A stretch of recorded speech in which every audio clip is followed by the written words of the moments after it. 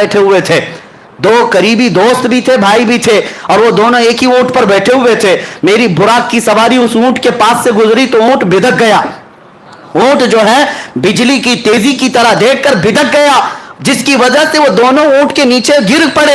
एक का पैर टूट गया, एक का हाथ टूट गया है।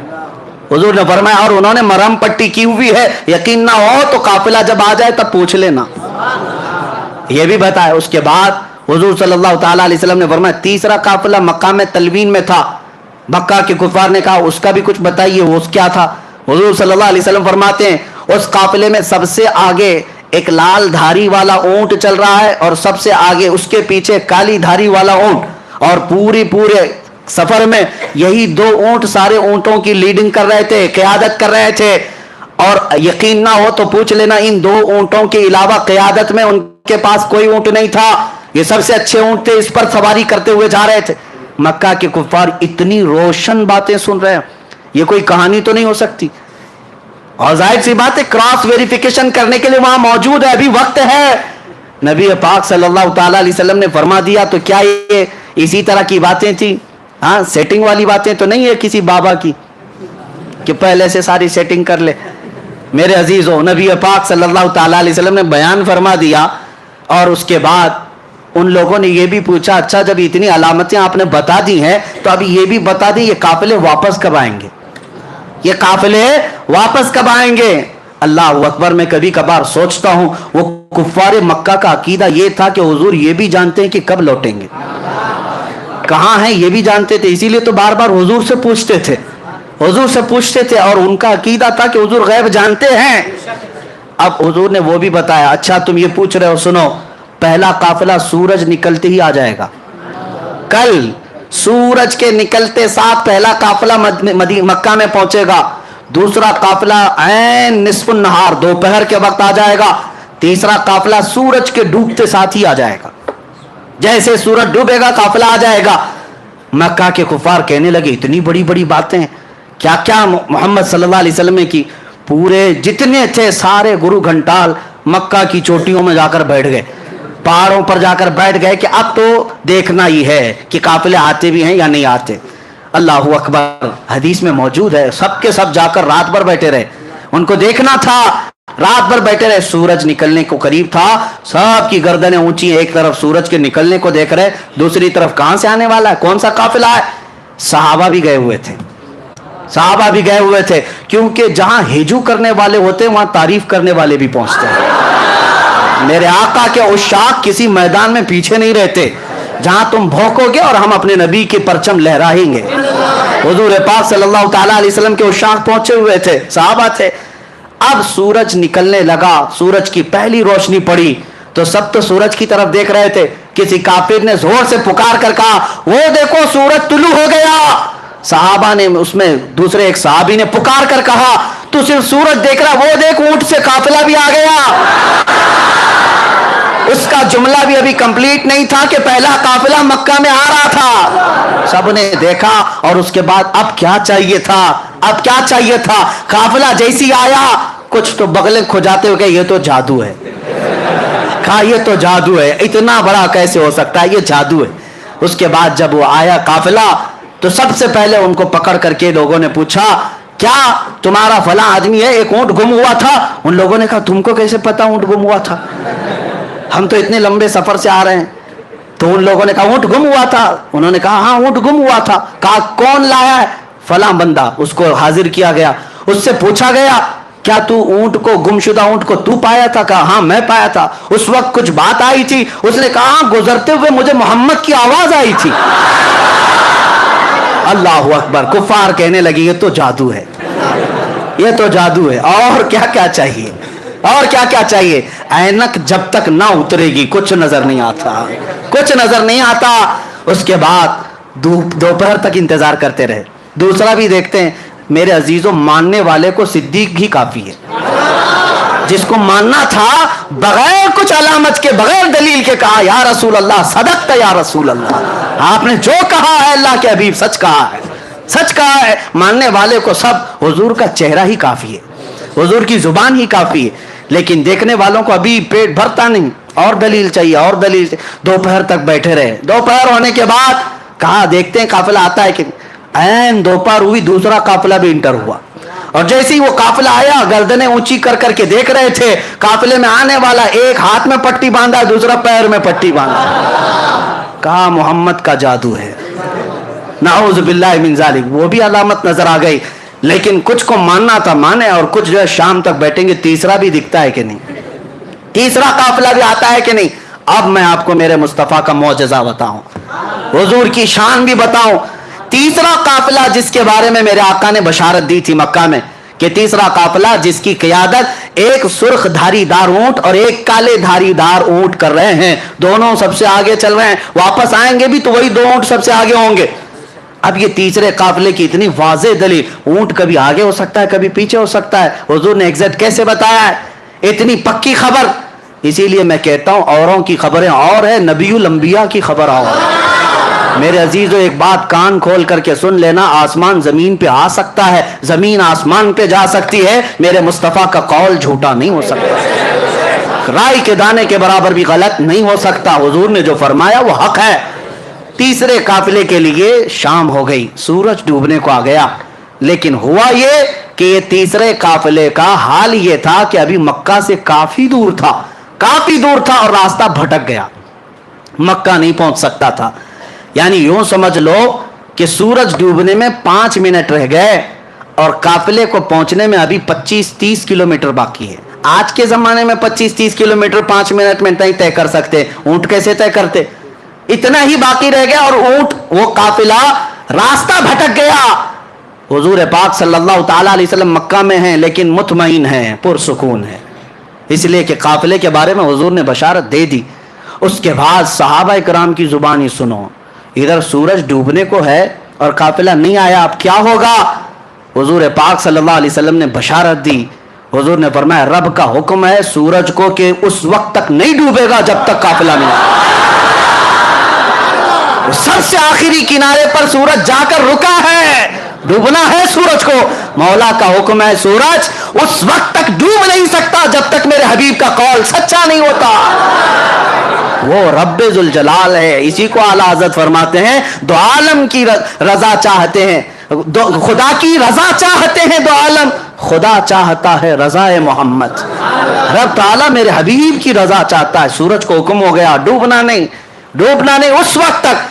فرماتے ہیں بہت وقت گزر گیا، سورج جہاں تھا وہیں ٹھہرا رہ گیا۔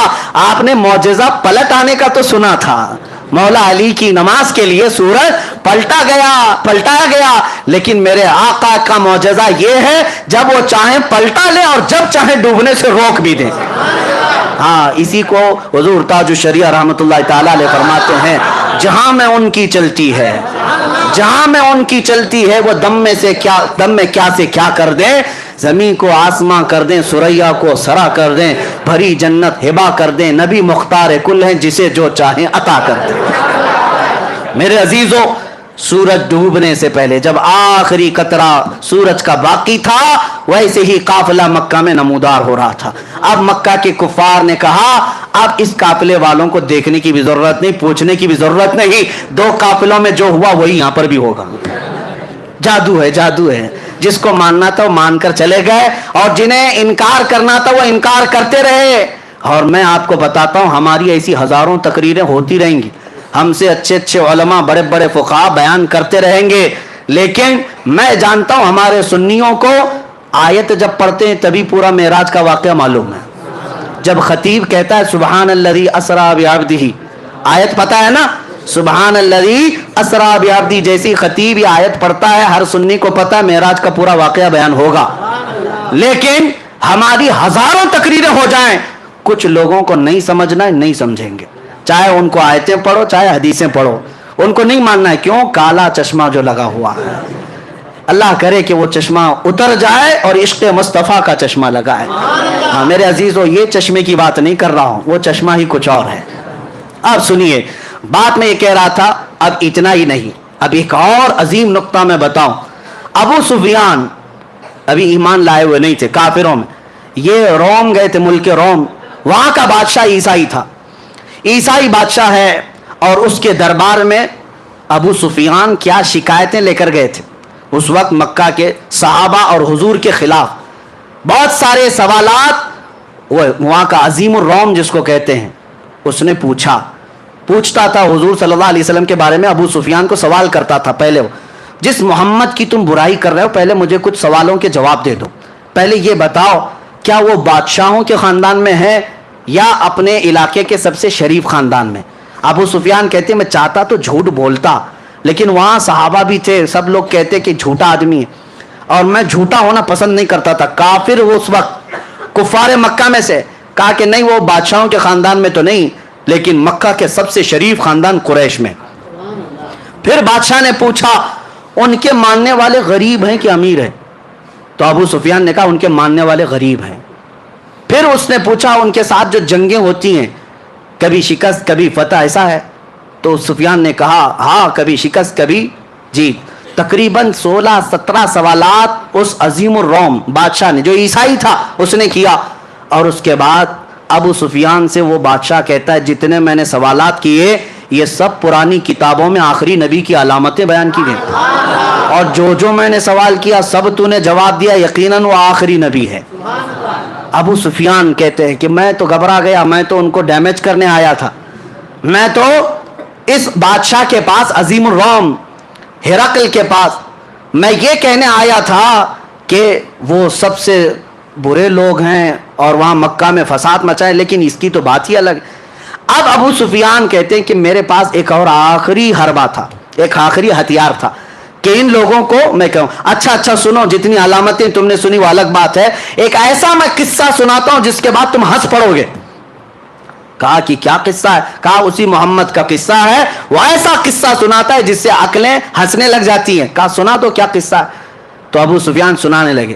وہ کہتے ہیں محمد ایک رات وہ حرم میں سوئے ہوئے تھے اور کوئی فرشتہ آیا اور انہیں اٹھا کر لے گیا اور وہاں سے وہ بیت المقدس گئے براق کی سواری لے کر اور وہاں پر جا کر انہوں نے سواری کو باندھ دیا اور بیت المقدس میں جا کر امامت کی. پھر آسمان وہ سب سنانے لگے اور پھر اسی وقت دربار میں بیٹھا ہوا 90 سال کا ایک عیسائی پادری جس کے لیے بادشاہ بھی جھک جاتا تھا, 90 سال کا پادری تھا, وہ وہاں محفل میں بیٹھا ہوا تھا. صاحب تو دیکھنے آئے تھے کہ عرب والے کیا نئی خبر لے کر آئے. جیسے ہی محفل میں ابو سفیان یہ واقعہ اس لیے سنا رہے تھے کہ ان کو لگ جائے کہ جھوٹا قصہ کتنا بڑا گڑا ہوا قصہ ہے.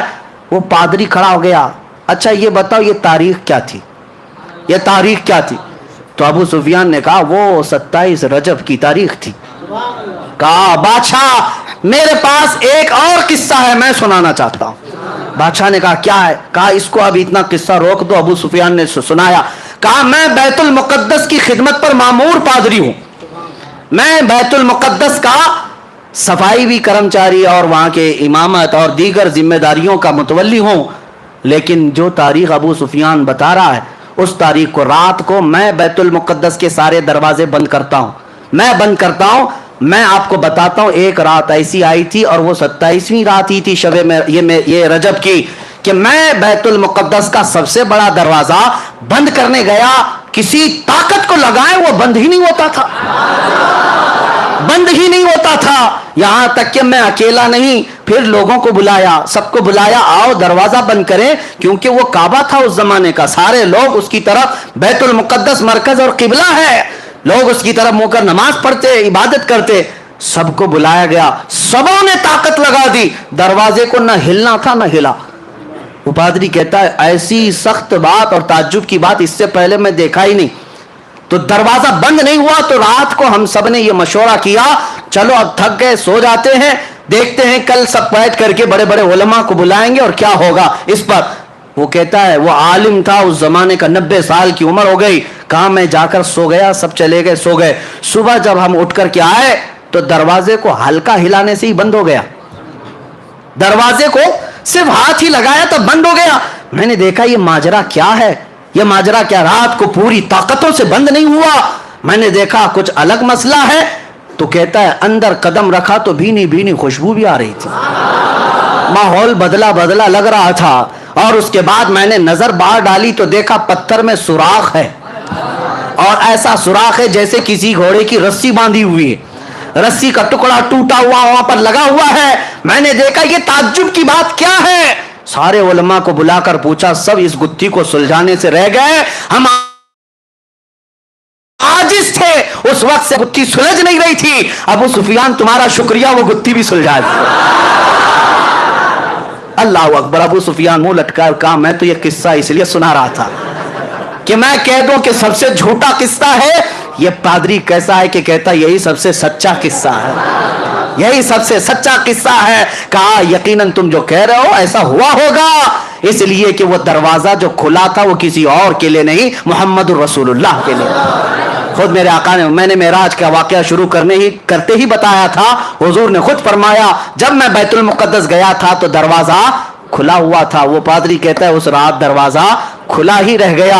मेरे आका सल्लल्लाहु ताला अलैहि वसल्लम ने जितनी बातें बताई मिनो आन थी। अब जिसे मानना है माने, जिसे ना मानना है ना माने, लेकिन अब मैं चंद ही बातों के साथ अब अपनी गुफ्तगू को समेटता हूं। ये वक्त गुजरता जाएगा और मेराज का वाकया खत्म नहीं होगा। अब आप सोचें, वाकया सुनाने के लिए रातें ना काफी, लेकिन मेरे मुस्तफ़ा के लिए सफर कितना छोटा है।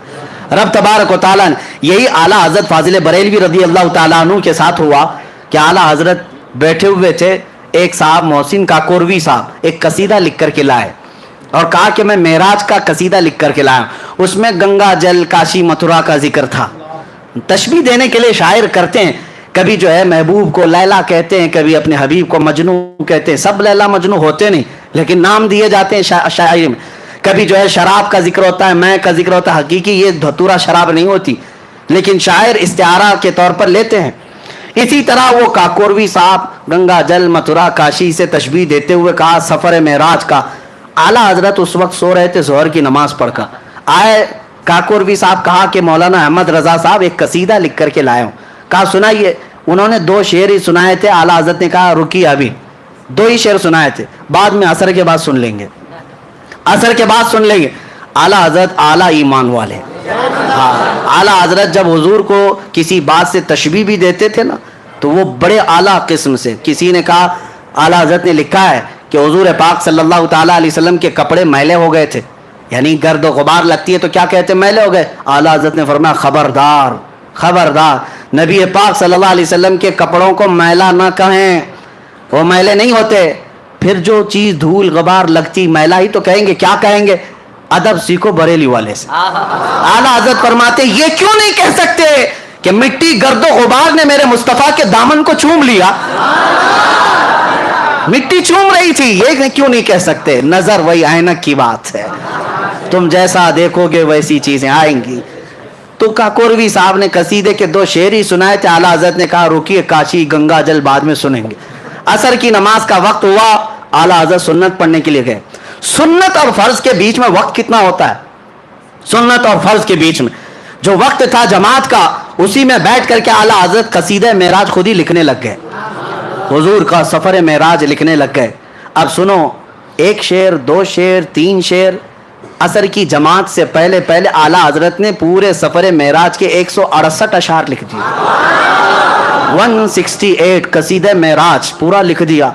और उसके बाद नमाज पढ़ा करके आए। काकोरवी साहब ने कहा आपने कहा था हमारा कसीदा सुनने। आला हजरत ने कहा पहले हमारा सुन लीजिए, पहले हमारा सुन लीजिए। हमने क्या कहा? कहा आप सुनाइए। तो आला हजरत अर्ज करने लगे, वो सरवरे किश्वरे रिसालत जो अर्श पर जलवगर हुए थे, नए निराले तरफ के सामा अरब के मेहमान के लिए थे। वहां फलक पर यहाँ जमीन पर मची थी शादी, रची थी धूमें, यहाँ से अनवार उठते आते, वहां से नफहात हंसते आते। आला हजरत फिर आगे फरमाते, उतार कर उनके रुख का सदका वो नूर का बट रहा था बाड़ा, कि चांद सूरज उछल उछल कर जबी की खैरात मांगते थे, कि चांद सूरज उछल उछल कर जबी की खैरात मांगते थे। और तारों की तरफ आज देखते ना आसमान के, आला हज़रत से पूछो क्या कहते, ये तारे क्या हैं? वही तो अब तक छलक रहा है, वही तो जोबन टपक रहा है। हाँ, वही तो अब तक छलक रहा है, वही तो जोबन टपक रहा है। नहाने में जो गिरा था पानी कटोरे तारों ने भर लिए थे, नहाने में जो गिरा था पानी कटोरे तारों ने भर लिए थे। बचा जो तलवों का उनके धोवन, बना वो जन्नत का रंग रोगन, बचा जो तलवों का उनका धोवन, बना वो जन्नत का रंग रोगन। जिन्होंने दूल्हा की पाई उतरन वो फूल गुलजार नूर के थे। नमाज अक्सा में था यही सिर, आया हो माने अव्वल आखिर, کہ صف بستہ پیچھے ہیں حاضر، جو سلطنت آگے کر گئے تھے، ضیائیں کچھ عرش پر آئیں کہ ساری قندیلیں جھلملائیں، حضور خورشید کیا چمکتے، چراغ منہ اپنا دیکھتے تھے، تبارک اللہ شان تیری تجھی کو زیبا ہے بے نیازی، تبارک اللہ شان تیری تجھی کو زیبا ہے بے نیازی۔ اور اعلیٰ حضرت فرماتے ہیں تبارک اللہ شان تیری تجھی کو زیبا ہے بے نیازی، کہیں وہ جوش لنترانی کہیں تقاضے وصال کے تھے، خیرت سے کہہ دو کہ سر جھکا لے، خیرت سے کہہ دو کہ سر جھکا لے، یہاں پڑے ہیں جہد کو لالے، ہاں کسے بتائیں کدھر گئے تھے، کسے بتائیں کہاں گئے تھے۔ اعلیٰ حضرت فرماتے ہیں وہی اب پورا معراج کا واقعہ اگر ایک شعر میں سننا ہے، ایک شعر میں سننا ہے، جھوم جائیں گے ہم، جن کے اعتراضات ہیں سب ختم ہو جائیں گے، سب ختم ہو جائیں۔ تجھے اعتراض ہے کیوں، پیٹ درد کیوں ہوتا ہے، حضور کا نام لینے پر حضور گئے تھے، جبکہ مولا کہہ رہا میں بلایا تھا۔ سبحان الذی اسرا، وہ پاک ہے وہ ذات جس نے اپنے محبوب کو سفر کرایا۔ جو مولا کن سے پوری کائنات کو پیدا کیا، کبھی یہ نہیں پوچھے کہ کن سے پوری زمین کیسے آ گئی، کن سے پورا آسمان کیسے آ گیا، تو پھر تم کیا رب تعالیٰ کی بارگاہ میں یہ اعتراض کرو گے کہ مولا تو ایک آن میں اپنے محبوب کو کیسے بلایا، کیسے لایا؟ میرے عزیزو یہاں سارے اعتراضات ختم ہو جائیں گے۔ اعلیٰ حضرت اپنے قصیدے میں فرماتے ہیں رسول کی حقیقت جاننا ہو سنو، وہی ہے اول وہی ہے آخر، وہی ہے ظاہر وہی ہے باطن، وہی ہے اول وہی ہے آخر وہی ہے باطن وہی ہے ظاہر، اسی کے جلوے اسی سے ملنے اسی سے اس کی طرف گئے تھے، اسی کے جلوے۔ نعرہ رسالت سلمان صاحب، میرے عزیزو اسی کے جلوے اسی سے ملنے اسی سے اس کی طرف گئے تھے۔ اخیر میں اعلیٰ حضرت فرماتے ہیں نبی رحمت شفیع امت، نبی رحمت شفیع امت، رضا پہ للہ ہو عنایت، اسے بھی ان خلوتوں سے حصہ جو خاص رحمت کے وہاں بٹے تھے، جو خاص رحمت کے وہاں بٹے تھے۔ 168 اشعار اعلیٰ حضرت نے سنائے، پھر کہا محسن کاکوروی صاحب سے، انہوں نے کہا اب اس کے بعد کیا سنانا ہے، اب اس کے بعد کیا سنانا ہے، اب گنگا جل کہاں سے لائیں؟ جو تشبیہات اعلیٰ حضرت نے اپنے حبیب کے لیے پیش کی ہیں، محدث اعظم ہند کچھوچوی رحمۃ اللہ علیہ فرماتے ہیں لکھنؤ کے ادیبوں میں میں یہ قصیدہ پڑھا تھا۔ کون کہہ رہے ہیں؟ محدث اعظم ہند کچھوچوی رحمۃ اللہ علیہ فرماتے ہیں بڑے بڑے ادیب شاعر بیٹھے ہوئے تھے لکھنؤ کے، ان کے بیچ میں اعلیٰ حضرت کا میں نے قصیدہ پڑھا، سب دم بخود رہ گئے، اور اس کے بعد میں نے پوچھا اس قصیدے کی زبان کے بارے میں کیا کہتے ہو؟ لکھنؤ والوں نے ایک ہی بات کہا، یہ تو رضا کی زبان کوثر و تسنیم سے دھلی ہوئی لگتی ہے، کوثر و تسنیم سے دھلی ہوئی لگتی ہے۔ عزیزان گرامی وقار، اب یہاں یہ بھی ہے کہ اتنے مختصر وقت میں نماز عصر کی سنتوں سے فرض کے بیچ میں یہ قصیدہ معراج کا پورا ہونا، یہ بھی میرے آقا کے معجزوں میں سے ایک معجزہ ہے، معجزوں میں سے ایک معجزہ ہے۔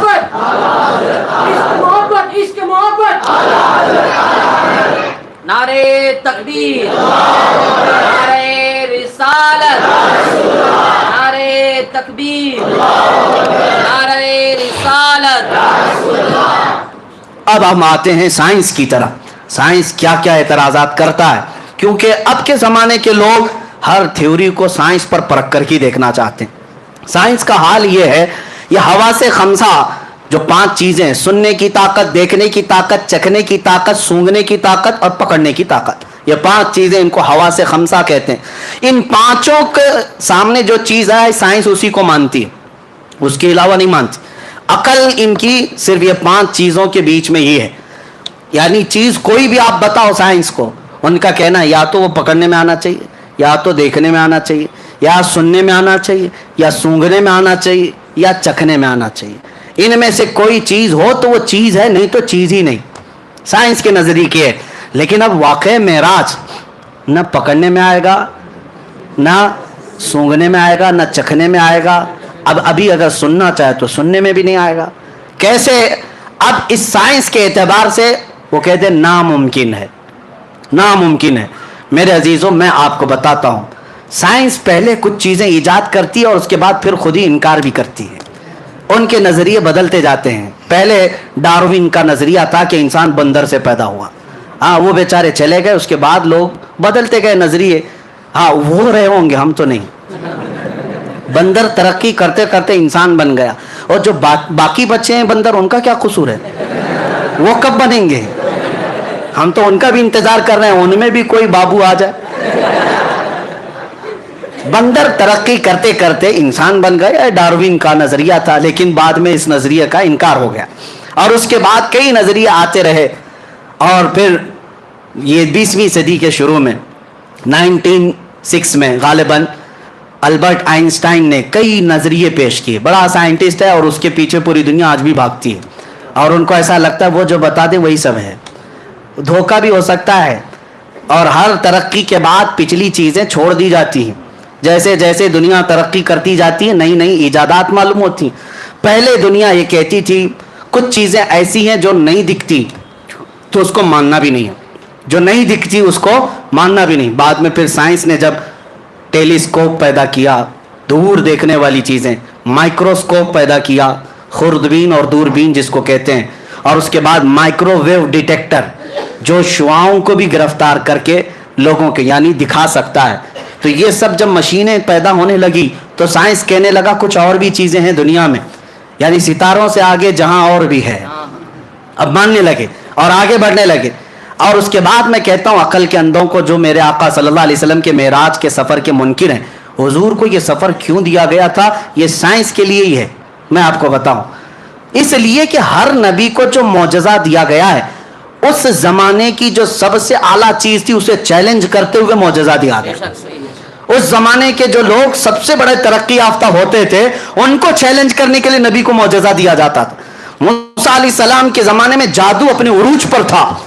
موسیٰ علیہ السلام کو لکڑی کا عصا ایسا دیا گیا کہ زمین پر ڈالیں تو سانپ بن جائے، اور اس کے بعد اٹھا لیں تو پھر لکڑی بن جائے۔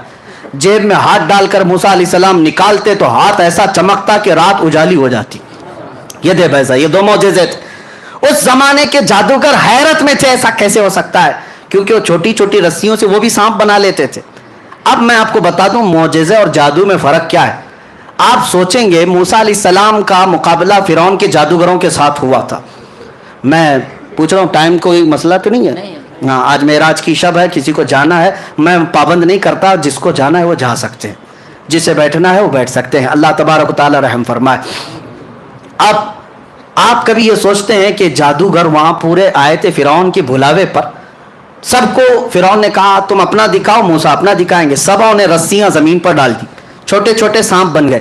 موسیٰ علیہ السلام نے لکڑی ڈالی، بڑا اژدہا بن گیا، اور وہ اژدہا سارے سانپوں کو نگل گیا۔ جادوگر پھر دوسرے سانپ بنا لیتے، کیوں نہیں بنائے؟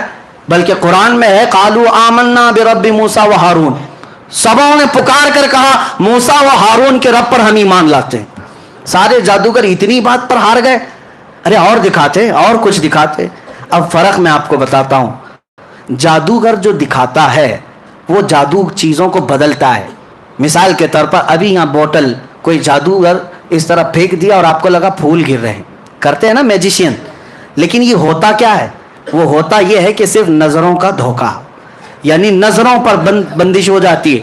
جادو کا کمال یہی، وہ چیز نہیں بدلتی، جادوگر دیکھ رہا ہوتا ہے یہ بوتل بوتل ہی ہے، لیکن لوگوں کو پھول دکھ رہی ہے۔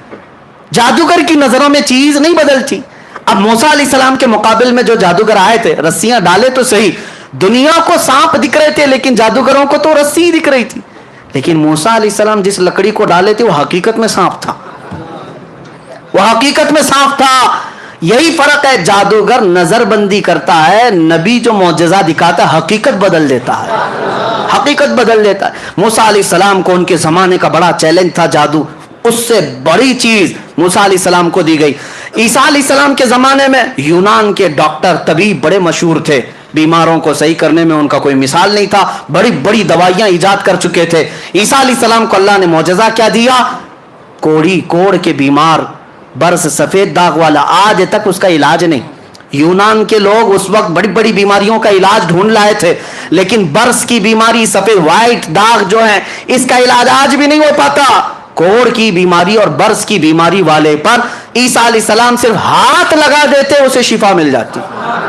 مادرزاد اندھے جو پیدائشی اندھے ہیں، عیسیٰ علیہ السلام ان کے سر پر ہاتھ رکھتے آنکھیں آ جاتی۔ مٹی کے پرندوں میں پھونک مارتے وہ زندہ ہو کر اڑنے لگتے تھے۔ عیسیٰ علیہ السلام کو ان کے زمانے کے جو چیلنجز تھے اس کے مطابق معجزہ دیا گیا۔ दाऊद अलैहिस्सलाम का जमाना था, लोग लोहे की चीजें बनाते थे, अलग अलग नक्शे बनाते। दाऊद अलैहिस्सलाम को मौजज़ा यह दिया गया कि आपका हाथ ऐसा था कि कोई भी लोहा आप हाथ में लेते, लोहा ऐसा नरम होता कि आप हाथ से ही पूरे लोहे को नक्शा बना देते। सुलेमान अलैहिस्सलाम के जमाने में मौजज़ा ये था कि लोग अलग अलग बोलियां सीखने में बहुत आगे बढ़ चुके थे। अल्लाह ने सुलेमान अलैहिस्सलाम को तो परिंदों की भी बोलियां सिखाई, हर जानवर और हर परिंदे की बोली सिखाई। कुछ मसला है? हर परिंदे की बोली सिखाई गई। ये सुलेमान अलैहिस्सलाम का मौजज़ा था। हर नबी को उनके जमाने के तकाज़ों के एतबार से मौजज़ा दिया गया। अब सुनिए तवज्जो की बात, हर जमाने में उस नबी के जमाने के जो हालात थे वो मौजज़ा दिया गया।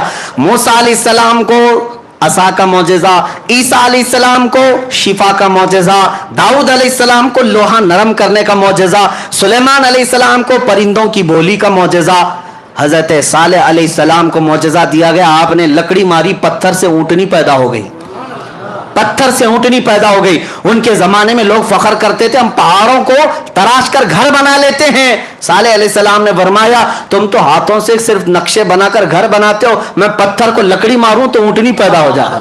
तो उस जमाने के लोगों के सामने जो नबी मौजज़ा दिखाते थे, कोई भी उस नबी के मौजज़े तक नहीं पहुंच सकता था, अक्लें आजिज हो जाती। उनके जमाने के जो जो चैलेंजेस थे सब मौजज़े दिए गए। अब तवज्जो, सैयदुल अंबिया की बारी आई, मोहम्मद रसूलुल्लाह का जमाना आया। मेरे आका सल्लल्लाहु अलैहि वसल्लम को क्या मौजज़ा देना था, कौन सा चैलेंज था हुजूर के जमाने का? जाहिर सी बात है, हर जमाने के जो जो तकाज़े उसी एतबार से मौजज़े दिए गए। रब्बे जुल जलाल के इल्म में है, मौला करीम जानता है मेरा हबीब आखिरी नबी है। अब जो मौजज़ा देना है वो क़यामत तक चलना चाहिए, जो मौजज़ा होगा वो क़यामत तक पुराना भी नहीं होना चाहिए। ऐसा मौजज़ा रसूल को देना है, क्योंकि उन नबियों का ज़माना भी लिमिटेड था, उम्मत भी लिमिटेड थी। मेरे रसूल का ना ज़माना लिमिटेड है ना उम्मत लिमिटेड है। ज़माना क़यामत तक है और उम्मत भी बेहिसाब है। अब हुजूर को मौजज़ा ऐसा देना है जो हर ज़माने के लिए चैलेंज हो, हर ज़माने के लिए चैलेंज हो। अब देखो, अल्लाह ने अपने हबीब को एक मौजज़ा नहीं दिया, हर नबी रहमत आखिरुल अंबिया की उम्मत कई किस्मों की है। इसमें अमेरिका वाले भी होंगे, अफ्रीका वाले भी होंगे, हिंदुस्तान वाले भी होंगे, पाकिस्तान वाले भी होंगे, अरब वाले भी होंगे, सब होंगे। सबकी तबीयतें भी अलग, सबके ख्यालात भी अलग, सबकी तरक्कियां अलग, सबका इल्म अलग, लेकिन हैं सब आखिरुल अंबिया की उम्मती। अब मौजज़ा ऐसा देना है रसूल को जो क़यामत तक चलना है। अब रसूल को पहला मौजज़ा दिया गया कुरान अजीम। ये मौजज़ा कुरान एक मेरे आका का मौजज़ा है। मैं कहता हूं बैठे हुए छोटा भी बच्चा, हम में से 12 साल का लड़का, उठो, मैं खुली इजाजत देता हूं, पूरे मोहल्ले में, पूरी दुनिया में चीख चीख करके जालिमों को पुकार कर कहो, तुम्हें इजाजत मैं देता हूं, और खुल करके डरने की बात नहीं, कि लाओ अगर तुम्हारी हिम्मत है तो कुरान के बराबर की एक किताब। क्योंकि ये चैलेंज कुरान में आज तक चल रहा है, आज तक चल रहा है, और अभी तक कोई दूसरा कुरान आया नहीं आया। जो लाने की कोशिश कर रहे थे बेचारे चले गए, है बदलने की कोशिश की। अभी 1 साल पहले बेचारा एक राफजी कुत्ता निकला था और कहा कि कुरान में से मैं 26 आयतें निकाल करके नया कुरान बना रहा हूं। वो पता नहीं कहाँ है, कुरान कहाँ गया उसका और वो कहाँ गया पता नहीं। नाम भी बदल गया, धर्म भी बदल गया, बीवी भी भाग गई, बच्चे भी भाग गए, और कहीं सड़क पर पड़े रह गए। और इसी को आला हजरत ने समझाया था, या रसूल अल्लाह, जो तेरे दर से यार फिरते हैं, जो तेरे दर से यार फिरते हैं, दर बदर यूं ही खार फिरते हैं। हुजूर को छोड़ा तो दर दर की ठोकरें। बेचारे किसी के यहाँ गए थे कुछ टुकड़े हासिल करने के लिए, लेकिन उन लोगों ने तो हड्डियां भी नहीं डाली, हड्डियां भी नहीं डाली, और वहां तो हड्डियों का तस्वर ही नहीं है। मिलता तो क्या मिलता, हाँ सूखा वेज मिलता, लेकिन वो भी नहीं मिला, वो भी नहीं मिला। और बाद में आ गए बेचारे। अब पुकार पुकार कर कहते हैं कि अब हमारा क्या होगा, ना इधर के रहे ना उधर के रहे, अब नाम भी क्या रखें पता ही नहीं चलता, क्या रखें, बीज का नाम रखना होगा, कोई बीज का नाम। इसीलिए कुरान को बदल दिया, जिंदगियां बदल गई, इस्लाम नहीं बदला। एक मौजज़ा ये मेरे मुस्तफ़ा का आज भी चैलेंज चल रहा है। امریکہ نے بھی کوشش کی ہے, بہت سارے لوگ الفرقان نام سے بھی بنائے, الفرقان نام سے, اور قرآن کے الگ الگ انداز بنائے, لیکن مسلمانوں مجھے بتاؤ کیا تمہارے تک پہنچی وہ کتاب؟ کہیں پہنچی؟ بلکہ میں کہتا ہوں ہمارے اندر 1000 فرقے کیوں نہ ہو جائیں, ہر ایک یہاں قرآن الحمدللہ سے شروع ہوتا ہے والناس پہ ختم ہوتا ہے. اس بات پر سب کا اجماع ہے, سب کا اتفاق ہے. قرآن سب دیوبندی بھی وہی پڑھتے ہیں, اہل حدیث بھی وہی پڑھتے ہیں, شیعہ بھی وہی پڑھتے ہیں, سب قرآن وہی پڑھتے ہیں سارے, اور بھی بہت ساری چیزیں ہیں, لیکن قرآن ایک ایسا معجزہ ہے میرے مصطفیٰ کا, اس کو کوئی بدل نہیں سکا اور نہ اس کی مثل لا سکا. یہ ہر زمانے کا چیلنج اور قیامت تک چلتا رہے گا, چلتا رہے گا. اب دوسرا معجزہ حضور کا جو بہت اعلیٰ ہونا تھا, چیلنج.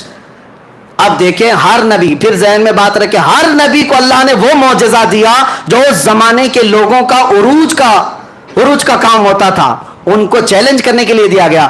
رب ذوالجلال کے علم میں تھا میرا آخری نبی, میرا محبوب جب جائے گا اس کی امت بعد میں ترقی کرے گی, ترقی کرے گی, ترقی کرے گی, ٹیکنالوجی آئے گی, سائنس آئے گا, اور پھر اس کے بعد یہ لوگ چاند تک پہنچنے کے دعوے کریں گے, کبھی اسپیس پہ جانے کے دعوے کریں گے, خلا میں پہنچ جائیں گے, اور اس کے بعد کہیں گے ہماری طاقت بہت زیادہ ہے. اس لیے 14 صدیوں پہلے محبوب تم بتاؤ, میں تو وہاں تک پہنچا, وہاں تک پہنچا جس کا تو کوئی نام ہی نہیں ہے, جو لامکاں ہے. اب سنو, اب کے زمانے میں 1906 کی بات کر رہا ہوں, آئنسٹائن سے پوچھا گیا تھا, اس نے ایک نیا نظریہ پیش کیا تھا, اسپیشل تھیوری آف ریلیٹیوٹی. کہتے ہیں اسپیس, ٹائم اور انرجی, ان تمام چیزوں میں گہرا تعلق ہوتا ہے.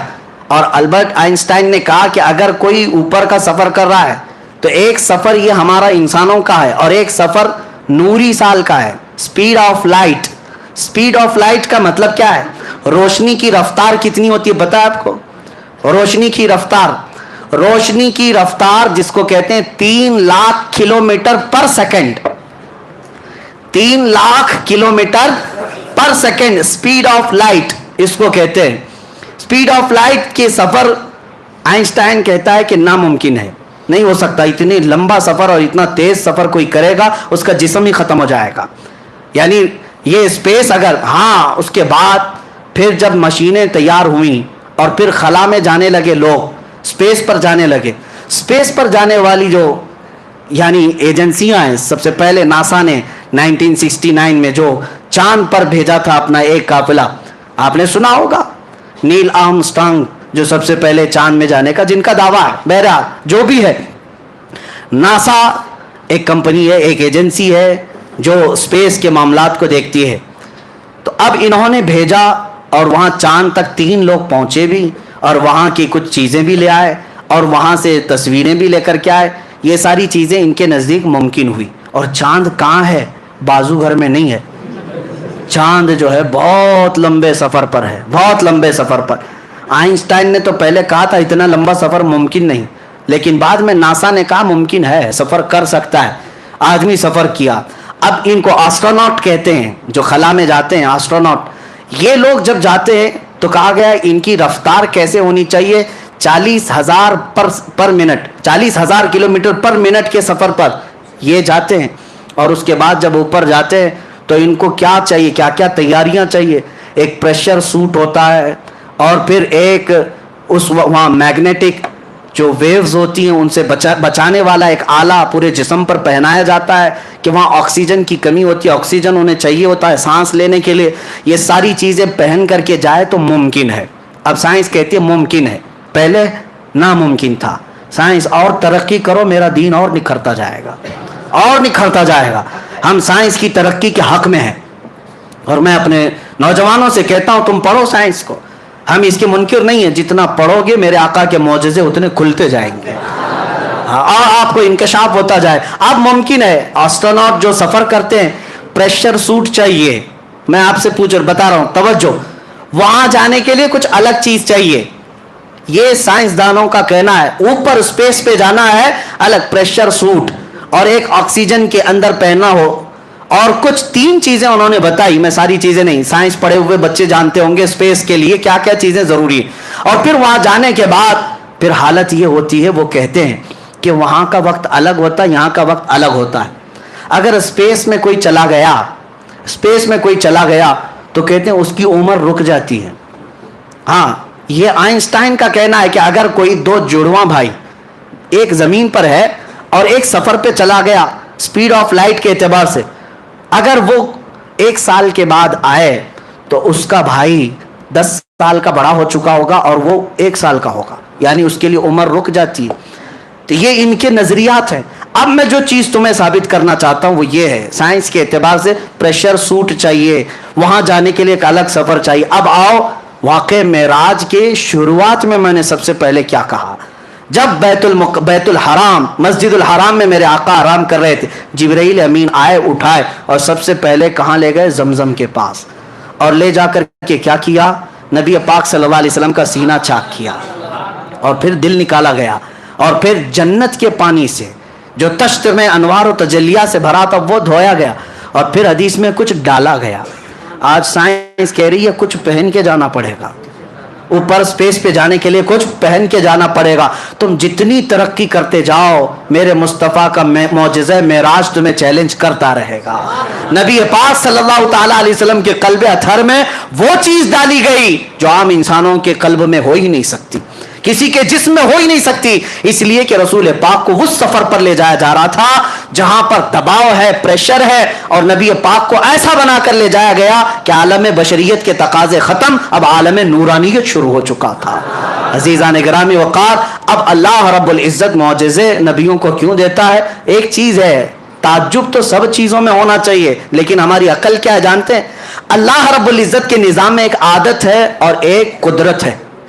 ایک عادت ہے اور ایک قدرت ہے. دونوں چیزیں آپ کو سمجھا رہا ہوں. شادی ہو گئی شوہر اور بیوی کی, بچہ ہوا, آپ مانیں گے کہ نہیں کہ ہاں فلاں کو ایک بیٹا ہو گیا, ایک بیٹی ہو گئی؟ کوئی تعجب کی بات ہے تعجب کی بات, لیکن تمہاری عقل عادی ہو گئی. روز دیکھتے ہیں بچے پیدا ہو رہے ہیں تو آپ کو تعجب نہیں لگتا. تعجب کیا ہے؟ سوچنا چاہیے, کسی سے پوچھو ایک نطفہ ہی تو گیا تھا, ایک پانی کا قطرہ ماں کے پیٹ میں گیا, پھر وہ قطرہ بڑا کیسے ہوا, وہ قطرہ پھر گوشت کیسے بنا, اس میں ہڈیاں کہاں سے آئی, چہرہ کیسے بنا, کان ناک کیسے بنے, یہ ہاتھ پیر کیسے بنے, اور پھر باہر کیسے آیا, شکل گئی ایک قطرے میں تھی بن کر کے کوئی اور شکل آئی. ہے تو یہ بھی تعجب کی بات, لیکن روز دیکھ رہے ہیں اس لیے اس کو عادت کہتے ہیں. اس کو کیا کہتے ہیں؟ عادت. اللہ تبارک و تعالیٰ کے نظام میں کچھ چیزیں عادت ہے وہ بھی تعجب کی بات, لیکن وہ عادت ہے. زمین میں بیج ڈال دیا, پودا اگایا, تعجب ہوتا ہے آپ کو؟ نہیں ہے تعجب کی بات. یہ ہے تعجب کی بات. میاں ہتھیلی میں آپ بیج لے کر کے کھڑے رہو, کیوں نہیں پودا اگتا؟ کیوں نہیں اگتا؟ زمین میں بو دو, مٹی صاف کر دو, کل کو دیکھو تو وہاں سے زمین کا سینہ چیر کر باہر آتا ہے, پودا نکل آیا, پودا ہی نہیں درخت بنتا چلا گیا. اب آپ, یہ تعجب کی بات ہے لیکن پوچھتے نہیں کیوں؟ یہ عادت ہے. یہ کیا ہے؟ عادت ہے. آپ کبھی یہ نہیں پوچھتے کہ میں ایک روٹی کھایا تھا آٹے کی, ایک روٹی کھایا تھا آٹے کی, وہ تھی گیہوں کے آٹے کی, جو کے آٹے کی, کھایا تھا 4 ٹکڑے کر کے, 5 ٹکڑے کر کے, لیکن جب اندر گئی تو بعد میں پتا چلا کہ کچھ حصہ گوشت بنا, کچھ حصہ خون بنا, کچھ حصہ منی بنا, کچھ حصہ پیپ بنا, اور کچھ حصہ فضلہ بن کر نکل گیا. ایک روٹی 5 چیزیں کیسے پیدا کر رہی؟ لیکن تعجب کسی کو نہیں. کیوں؟ یہ عادت ہے یہ بھی تعجب کی بات, لیکن یہ عادت ہے. اب عادت کے خلاف کبھی کوئی کام ہوتا ہے تو اسے قدرت کہا جاتا ہے. عادت کے خلاف کوئی کام ہوتا ہے تو اسے کیا کہا جاتا ہے؟ قدرت. اللہ رب العزت پورے نظام کو ہمیشہ عادت سے ہی چلاتا ہے. سب چیزیں اسباب سے ہوں گی, بچے ماں باپ سے ہی پیدا ہوں گے, شوہر بیوی ہونا چاہیے, یہی عادت ہے. ہاں یہی عادت ہے. زمین سے ہی سبزہ اگنا چاہیے, یہی عادت ہے. لیکن مولا کبھی کبھار اپنی قدرت کو دکھاتا ہے, کبھی قدرت کو دکھاتا ہے. تب دکھانا ہو تو بغیر باپ کے صرف مریم سے عیسیٰ کو پیدا کرتا ہے. عقل کہتی یہ کیسے ہو گیا, یہ کیسے ہو گیا, یہ کیوں؟ اس لیے کہ عادت نہیں, دیکھا نہیں تھا. یہ کیا ہے؟ اس کو کیا کہتے ہیں؟ قدرت ہے. اور اگر مولا تعالیٰ کو یہ عادت ہے, عادت توڑ کر کے مولا اس قانون کو توڑ کر کے قدرت دکھاتا ہے, اپنی قدرت دکھاتا ہے. کبھی رب تعالیٰ فرماتا ہے تم تو اس بات پر تعجب کر رہے ہو کہ بغیر باپ کے عیسیٰ کیسے پیدا ہوئے, وہ مولا اس سے بڑی قدرت تو آدم علیہ السلام میں دکھایا. آدم علیہ السلام کی نہ باپ ہے نہ ماں ہے, کوئی نہیں, لیکن اللہ نے مٹی سے پیدا کیا. یہ قدرت ہے. ہر اونٹنی کہاں سے پیدا ہوگی؟ बच्चा, ऊँटनी का बच्चा किससे पैदा होगा? ऊँटनी से ही पैदा होगा। लेकिन सालेह अलैहिस्सलाम एक पत्थर पर लकड़ी मारते हैं, पत्थर से ऊँटनी पैदा होगी। ये कैसे हो सकता है? ये क्या है? ये आदत नहीं, ये क्या है? कुदरत है, ये कुदरत है। अब सुनिए, अल्लाह तबारक व तआला के निज़ाम में आदत भी है और कुदरत भी है। कुदरत क्यों दिखाता है? मुनकिरीन को दिखाता है रब तबारक व तआला कि तुम हमेशा ये मत समझना कि अल्लाह जैसी आदत है वैसा करने पर मजबूर है। वो मजबूर नहीं, वो आदत और ये कानून को तोड़कर इसके खिलाफ अपनी कुदरत का भी इजहार फरमाता है। आप सुनो, हजरत उज़ैर अलैहिस्सलाम एक बार जा रहे थे, उनको एक बस्ती नजर आई जो उजड़ी हुई थी। पूछा, है अल्लाह क्या इसको फिर तू दोबारा जिंदा फरमाएगा? उज़ैर अलैहिस्सलाम को अल्लाह ने सुला दिया, 100 साल के लिए सुलाया। 100 साल सोए रहे। अब मुझे बताओ, 100 साल के बाद जब उज़ैर अलैहिस्सलाम उठे तो उनका जिस्म भी सही सलामत है, सब कुछ सामान भी सलामत है, लेकिन उनको क्या लग रहा था? जमाना कुछ गुजरा ही नहीं, आधा दिन हुआ होगा। आम तौर पर 100 साल किसी के मर जाने के बाद जिस्म सड़ जाना चाहिए, गल जाना चाहिए, लेकिन अल्लाह ताला ने आदत के मुताबिक नहीं, कुदरत का इजहार फरमाया। ये क्या है? ये कुदरत है। अब सुनिए, नबी को जो मौजज़ा दिया जाता है ये आदत नहीं होती, ये कुदरत का इजहार होता है। ये क्या होता है? कुदरत का इजहार। हैंड पाइप से जब आप चलाते हैं, पानी कहां से आता है? जमीन से आता है। ताज्जुब तो इसमें भी होना चाहिए, कैसे पानी आ रहा है, कैसे पानी आ रहा है? नीचे से पूरे प्रेशर के साथ पानी आता है, हैंड पाइप चला रहे हैं, लेकिन रोज देख रहे हैं, इसलिए ताज्जुब नहीं होता। अब मौला ताला जो दिखाता है वो क्या है? महबूब अपना हाथ रखो, उंगलियों से पानी जारी करो, उंगलियों के बीच से। अब ये क्या है? अल्लाह की कुदरत है, अल्लाह की कुदरत है। रोज सूरज का टाइम फिक्स है, रोज सूरज का टाइम फिक्स है, इतने बजे निकलेगा, इतने बजे डूबेगा, सबको आदत है। हालांकि ये भी सोचना चाहिए, इसे निकालता कौन है, डुबाता कौन है? इसे निकालता कौन है, डुबाता कौन है? लेकिन कोई ताज्जुब करता नहीं है, कोई ताज्जुब नहीं करता। लेकिन अल्लाह रब्बुल इज्जत इसी आदत के निजाम को खत्म फरमाकर अपने महबूब को ये जलवा देता है, महबूब इशारा करो, डूबा हुआ सूरज निकला है।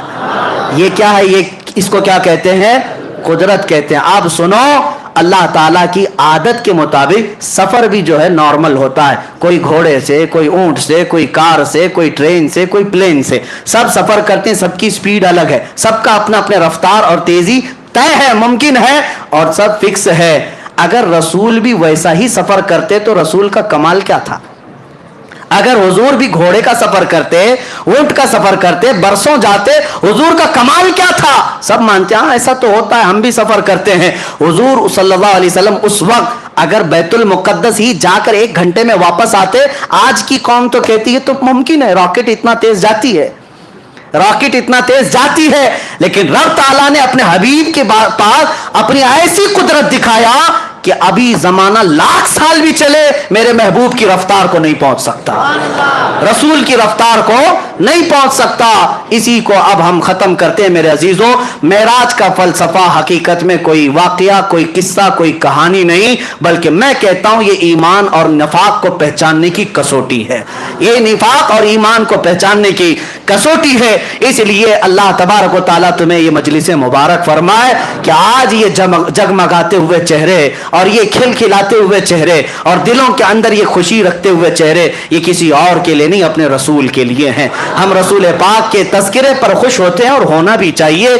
जिसको जिससे मोहब्बत होती है उसके जिक्र से खुशी आ ही जाती है, और जिसको जिनके तज़किरे से खुशी होती है वो जाए उनकी महफिलों में, उनके झंडे उठाओ, उनके नारे लगाओ, हमें उससे कोई गरज नहीं। हम कल भी रसूलुल्लाह के थे, आज भी रसूलुल्लाह के।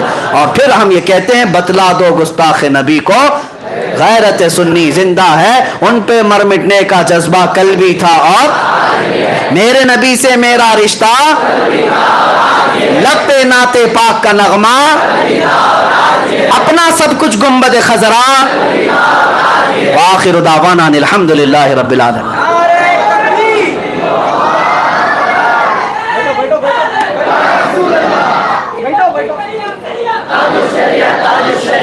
आप हजरत तशरीफ़ रखिए, हजरत की गुलपुशी हो रही है जमात की तरफ से। दो मिनट मैं हमारे इस मस्जिद क़ादिरिया के मुतवल्ली साहब, सेक्रेटरी साहब से गुजारिश करता हूँ, जमात के अराकिन से गुजारिश करता हूँ आगे तशरीफ़ लाएँ और हजरत के बारगाह में चादर और गुलहाए अक़ीदत पेश फरमाएँ। और इसी तरह जनाब अलहाज रफ़ीक साहब गदक्कर फैमिली की तरफ से भी हज़रत की बारगाह में चादर पेश की जा रही है, और इमरान गदक्कर इनकी तरफ से हज़रत की बारगाह में एक तोहफ़ा पेश किया जा रहा है, वो कबूल फरमाएँ। और मैं अपनी तरफ से अहले महिला की तरफ से और खुसूसियत के साथ जमात वालों की तरफ से हज़रत का मशकूर ममनून हूँ। हज़रत की एक तो तारीख नहीं मिलती, अभी तो दूसरे मुल्क से तशरीफ़ ला रहे हैं हज़रत, मॉरिशस में हज़रत का खिताब था, 2-3 दिन हज़रत वहीं रहे और फिर उसके बाद सीधा यहाँ तशरीफ़ लाएँ। हम सब की खुशनसीबी है, अल्लाह ताला हज़रत की उम्र में बरकतें अता फ़रमाएँ, सेहत और सलामती अता फ़रमाएँ, नज़र को महफूज़ फ़रमाएँ।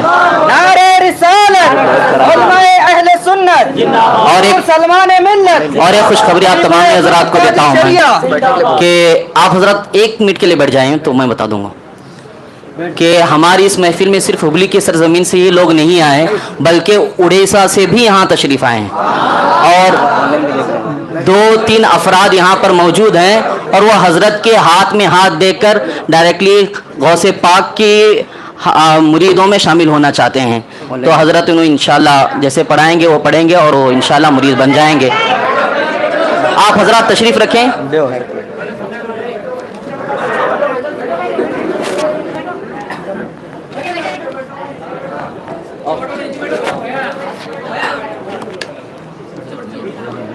हाँ बैठ जाओ।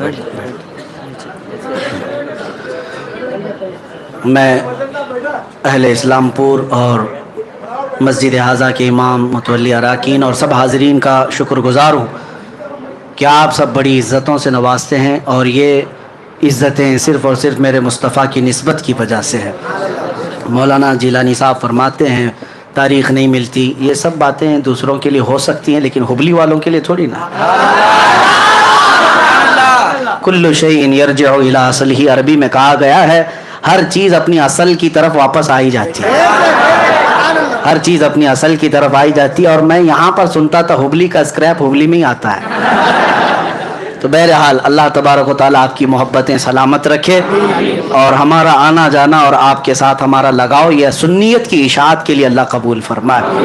हम मुख्तसर ज़िक्र कर लेंगे, आज की रात ज़िक्र और दुआ की भी है। मेरे मुस्तफ़ा को हमने याद किया, उसी दरबार में हम अरीज़ा पेश करेंगे, उनके वसीले से मौला की बारगाह में दुआ करेंगे। यकीनन आज की शब में दुआएँ कबूल होती हैं।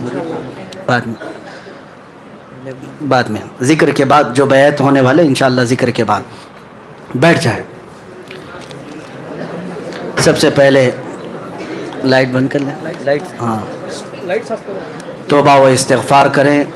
सबसे पहले मेरे साथ मिलकर के पढ़ें अस्तग़फ़िरुल्लाह अस्तग़फ़िरुल्लाह अस्तग़फ़िरुल्लाह रब्बी मिन कुल्ली ज़ंबिन व अतूबु इलैह।